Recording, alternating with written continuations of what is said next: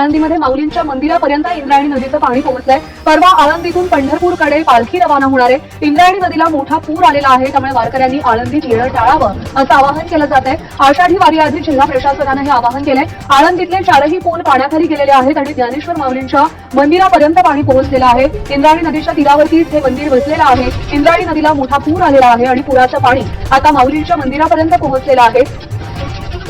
वारीआधी वारकऱ्यांनी आळंदीमध्ये येणं टाळावं असं आवाहन करण्यात आलेलं आहे। परवा आळंदीहून ज्ञानेश्वर माऊलींची पालखी पंढरीच्या दिशेने रवाना होणार आहे।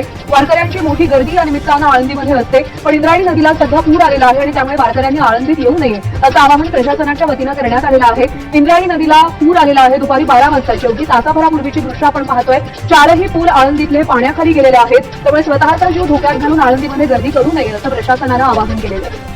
नागपुरात पंचगंगा नदी इशारा पातळीच्या दिशेने जिल्ह्यातले 42 बंधारे पूर्णतः पाण्याखाली। एनडीआरएफची 2 पथकं कोल्हापुरात दाखल। मुंबई पुणे रस्ते आणि रेल्वे वाहतूक पूर्णपणे ठप्प। मुसळधार पावसामुळे दरड कोसळल्यानं मोठा फटका। पुणे मुंबई संपर्क तुटल्यानं प्रवाशांचे प्रचंड हाल। प्रशासन सध्या अलर्ट मोडवर, सर्व यंत्रणांकडून युद्ध पातळीवर बचाव कार्य सुरू। नागरिकांना शक्य असल्यास प्रवास टाळावा, मुख्यमंत्री फडणवीसांचं आवाहन।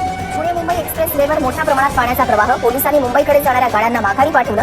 उर्से नाका परिसरात मोठी वाहतूक। मिसिंग लिंकवरील दुसऱ्या बोगद्याच्या आधी दरड कोसळली। मुंबईहून पुण्याच्या दिशेनं मोजक्याच गाड्यांचा प्रवास सुरू, तर लोणावळा घाट बंद केल्यानं मोठी वाहतूक कोंडी। मुंबई पुणे रस्ते आणि रेल्वे वाहतूक पूर्णपणे ठप्प। मुसळधार पावसामुळे दरड कोसळल्यानं मोठा फटका। पुणे मुंबई संपर्क तुटल्यानं प्रवाशांचे प्रचंड हाल।